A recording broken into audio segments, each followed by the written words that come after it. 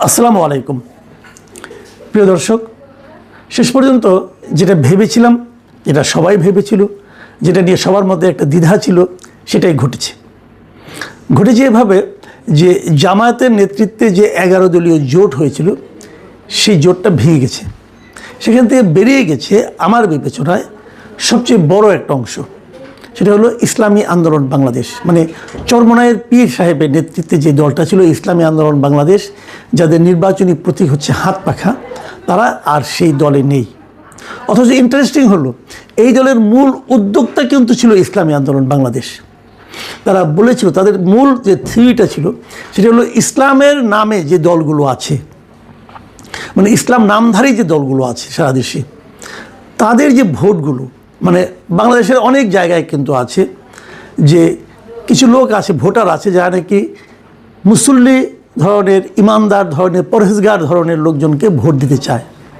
এই যে ইসলামী দলগুলো আছে, এগুলো কিন্তু অনেকগুলো দল, ইসলামী দল, যেমন ধরুন খেলাফত আন্দোলন, বাংলাদেশ খেলাফত আন্দোলন, কি খেলাফত মজলিস, এরকম অনেক দল, নিজামী ইসলাম পার্টি, ইসলামী আন্দোলন বাংলাদেশ, জামাত ইসলাম, এরা সবাই কিন্তু ইসলামের কথা বলে। কিন্তু তাহলে কোনটা আসল ইসলাম, এটা নিয়ে কিন্তু বিতর্ক থাকতে পারে। আপনি জীবনেও মিলাতে পারবেন না যে কোনটা আসল ইসলাম। সবারই নিজ নিজ কিছু যুক্তি আছে। এক পক্ষ আরেক পক্ষকে বলে যে ওইটা করলে পরে তুমি কাফের হয়ে যাও, তোমার ঈমান নষ্ট হয়ে যাবে, এগুলো বলা বলি করে। কিন্তু এত তাত্ত্বিক আলোচনায় না যেও এটুকু আপনি বলতেই পারেন যে দেশের একটা বড় অংশের ভোটার আছেন যারা এত তাত্ত্বিক আলোচনা বুঝতে চায় না। তারা কেবল বুঝতে চায় যে কোন দলগুলোর নামে ইসলাম শব্দটা আছে, এবং তারা মনে করে তারা ইসলামকে আরও সুদৃঢ়ভাবে প্রতিষ্ঠার জন্য অথবা রাষ্ট্রীয়ভাবে ইসলামী শাসন কায়েমের জন্য তারা হয়তো বা কাজ করছে। এই একটা ধারণা থেকে তারা ইসলামী দলগুলোকে ভোট দেয়। এখন যদি এই 7-8টা ইসলামী দল আলাদা আলাদা প্রতীক নিয়ে আলাদা আলাদাভাবে নির্বাচন করে, তখন যে লোকেরা ইসলামী দলকে ভোট দিতে চায় তাদের ভোটগুলো কিন্তু ভাগ হয়ে যায়। এই জিনিসটাকে মাথায় রেখে, এই চিন্তাটাকে মাথায় রেখেই তারা ওয়ান বক্স পলিসি করেছিল। যে তারা বলেছিল যে ইসলামকে ভালোবেসে যারা ভোট দেয়, প্রকৃত পরহেজগার লোকদেরকে যারা ভোট দিতে চায়, সৎ লোককে যারা ভোট দিতে চায়, সেই ভোটগুলো যেন ভাগ না হয়, সেই ভোটগুলো যেন একটা বাক্সে পড়ে। এই ছিল তাদের থিওরি।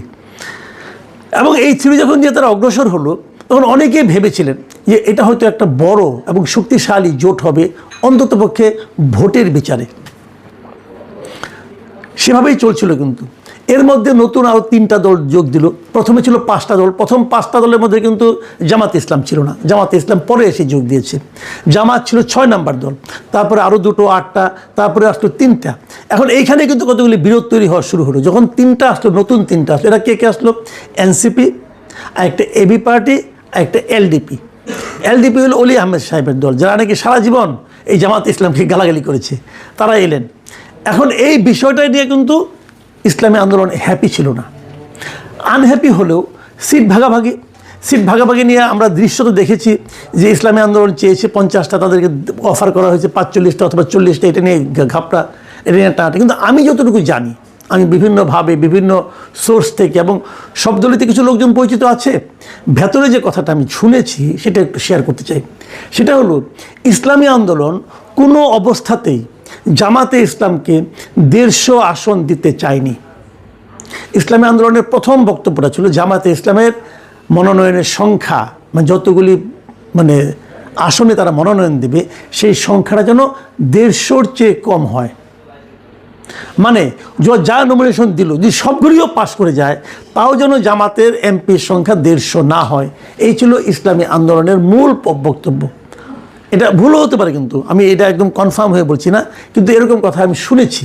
কারণ তাদের বক্তব্য হলো যে যদি জামাতে ইসলাম নিজেই পুরো অন্যদের চেয়ে বেশি হয়ে যায় সবগুলোর চেয়ে, তাহলে সেটা পরবর্তী সময়ে জামাত যে ইসলামের প্রচারণা চালায়, জামাত যে ইসলামের কথা বলে, তার সঙ্গে ইসলামী আন্দোলন এবং অন্যান্য এই দলগুলোর এক ধরনের বিরোধ তৈরি হতে পারে।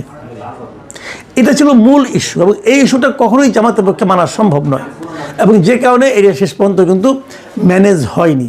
ইসলামী আন্দোলন এখন একা ইলেকশন করছে। তারা 270টা আসনের মনোনয়ন দাখিল করেছিল তাদের দলের, তার মধ্যে 2টা বাতিল হয়ে গেছে, আর 268টা আসনে তারা ইলেকশন করছে। তারা আর জামাত ইসলামের সঙ্গে নেই। এখন কেন নেই? এই কথার জবাবে আমি ভেতরে যেটা বললাম সেটা তো আমার একটা স্পেকুলেশন বলতে পারে না, এবং দুইজনের সঙ্গে আলাপ করে আমি যেটা বুঝেছি সেটা আমি বললাম। কিন্তু তারা তো এটা মুখে স্বীকার করে না। তো মুখে বলছে 5টা কারণের কথা।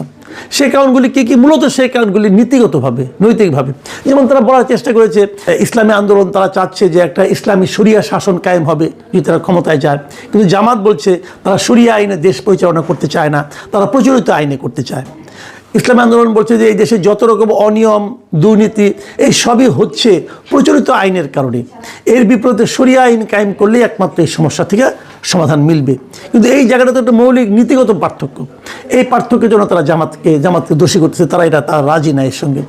এবং আরও নীতিগত প্রশ্ন তারা এনেছে যে জামাতের আমির তারেক রহমানের সঙ্গে দেখা করেছেন, দেখা করে তারপরে হয়তো তারা যৌথভাবে, ঐক্যবদ্ধভাবে অথবা একটা সমঝোতার সরকার করতে যাচ্ছেন। এটাও ইসলামী আন্দোলন কিন্তু পছন্দ করছে না। এই ধরনের অনেক কিছু হতে পারে। কিন্তু এদিকে আবার আরেকটা কথা আমি বলে নেই, এই যে ভেঙে যাওয়াতে লাভ হলো কার? একটা কথা ভাবুন, ইসলামী আন্দোলন কিন্তু এরই মধ্যে একটা মোটামুটি বড় দলে পরিণত হয়েছে। আমি এই কথাটা আগেও বলেছি বহুবার, আবারও বলি, এই বাংলাদেশে এখনও কিন্তু অনেক জায়গায় ভোট হয় মার্কা দেখে। অনেক সময় প্রার্থীটাকে এটা ইম্পর্টেন্ট না, মার্কাটা কি, মানুষ কোন মার্কাগুলিকে চেনে। বাস্তবতা হলো এদেশের মানুষ এখন পর্যন্ত গত কয়েক বছরের ইতিহাস থেকে আমি বলতে পারি মার্কা চিনে কয়েকটা। একটা হলো নৌকা, একটা ধানের শীষ, একটা লাঙ্গল, আর একটা হাত পাখা। আপনারা যদি বলবেন তাহলে আমি দাঁড়িপাল্লা বললাম না কেন? দাঁড়িপাল্লা বললাম না কারণে একটা কথা মাথায় রাখেন, 2008-এর ডিসেম্বরে যে নির্বাচনটা হয়েছিল, সেই নির্বাচনের পর আর কোনো নির্বাচনে কিন্তু দাঁড়িপাল্লা প্রতীকটা ছিল না। 2014-তে জামাত ইসলাম তো নির্বাচনে অংশই নেয় নাই, দাঁড়িপাল্লা কেউ দেখেনি। তারা কোনো উপনির্বাচনও করেনি, দাঁড়িপাল্লা কেউ দেখেনি। 2018 নির্বাচনে ততদিনে দাঁড়িপাল্লা প্রতীকটা নিষিদ্ধ হয়ে গিয়েছিল। তখন জামাতে যারা নির্বাচন করেছিল তারা ধানের শীষ প্রতীকটি নির্বাচন করেছিল। এমনকি এই যে আজকে যে জামাতের আমির ডাক্তার শফিকুর রহমান, উনিও কিন্তু ধানের শীষ প্রতীক নিয়ে নির্বাচন করেছিলেন। জামাতের নির্বাচন কেউ করে, দাঁড়িপাল্লা ছিল না। 2024-এর নির্বাচনে দাঁড়িপাল্লা মার্কা ছিল না। তাহলে 2009-এর পরে এই এত বছরে বাংলাদেশের নির্বাচনের মাঠে দাঁড়িপাল্লা প্রতীক কেউ দেখেনি। বরঞ্চ এই সময়ে হাত পাখা মানে ইসলামী আন্দোলন প্রায় প্রতিটা নির্বাচনে অংশ নিয়েছে, এবং তেমনকি তারা স্থানীয় সরকার নির্বাচনে অংশ নিয়েছে, মেয়র নির্বাচনে অংশ নিয়েছে। এগুলো করে করে তারা কিন্তু বেশ একটা ভালো অবস্থানে চলে গিয়েছিল। আপনি তো বলবেন যে হ্যাঁ জামাত সে সময় সক্রিয় ছিল না বলে জামাতের ভোটগুলো ইসলামী আন্দোলনে গিয়েছিল। হ্যাঁ, এটা হতে পারে, জামাতের ভোটগুলো ইসলামী আন্দোলনে গিয়েছিল। ওই যে ইসলাম পছন্দ ব্যক্তিদের ভোটগুলো একটা বাক্সে নেওয়ার যে ফর্মুলা, এই ফর্মুলাটা তখন কিন্তু অটোমেটিক কার্যকর হয়ে গিয়েছিল। এই জন্য হয়তো ইসলামী আন্দোলনের ভোট একটু বেড়েছিল। কিন্তু পাশাপাশি এটাও সত্য, ইসলামী আন্দোলন এই সময়ে এই ফাঁকা মাঠে তারা কিন্তু ইসলামী রাজনীতির একটা ভ্যাকুয়ামকে কাজে লাগিয়ে বেশ ভালো একটা ভোট ব্যাংক করতে পেরেছে। কাজে ইসলামী আন্দোলন কিন্তু একটা আমার বিবেচনায় একটা বড় দল, একটা বেশ বড় দল।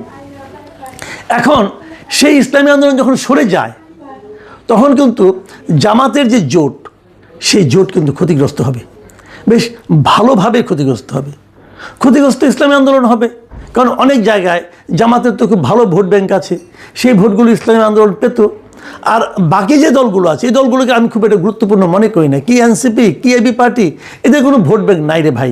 কি মামুনুল হকের দল, এদের কোনো ভোট ব্যাংক নাই, খুবই অল্প। কাজে এখানে মূল ভোট ব্যাংক আছে জামাত ইসলামী এবং ইসলামী আন্দোলন। এই দুটো এক থাকতে পারলে এরা কিন্তু একটা শক্তিশালী প্রতিদ্বন্দ্বিতা গড়ে তুলতে পারত। কার সঙ্গে তুলতে পারত? বিএনপির সঙ্গে তুলতে পারত। আর যখন তারা ভেঙে গেল, লাভ কার হলো? লাভ হলো বিএনপির। সিম্পল, লাভ হলো বিএনপির। আচ্ছা একটা কথা বলেন তো, এই যে বিএনপির এত বড় একটা লাভ হলো, এর পেছনে কি বিএনপির কোনো ধরনের ইনভেস্টমেন্ট ছিল না? এর পেছনে কি বিএনপি কোনো ধরনের চেষ্টা চরিত্র করেনি? ভাই, বিএনপি তো একটা রাজনৈতিক দল, এটা তো কোনো চ্যারিটি অর্গানাইজেশন না, এটা তো কোনো দাতব্য প্রতিষ্ঠান না। বিএনপি একটা রাজনৈতিক দল, এবং এই রাজনৈতিক দলকে কোনো রাজনীতি এখানে করেনি। করেছে কিনা আপনারা খুব শিগগিরই বুঝতে পারবেন। অনেকে তো এমনও বলা বলি করছেন যে ইসলামী আন্দোলনে বেশ কিছু প্রার্থী এখন দেখবেন বের হয়ে আসবে সেই জায়গাগুলোতে বিএনপির প্রার্থীর দুর্বলতার কারণে অথবা নিষ্ক্রিয়তার কারণে। যদি সেরকম কিছু হয় তাহলে আমি মনে করব যে জামাতে ইসলামী, যা নাকি এতদিন ধরে নানা রকম কূট কৌশলের জন্য বিখ্যাত হয়ে উঠেছিলেন, গুপ্ত রাজনীতির জন্য বিখ্যাত হয়ে উঠেছিলেন, তাদের জন্য বোধহয় একটা বড় ধরনের ধাক্কা এবার নির্বাচনে পড়বে। প্রিয় দর্শক, এখন এই পর্যন্তই। আল্লাহ হাফিজ।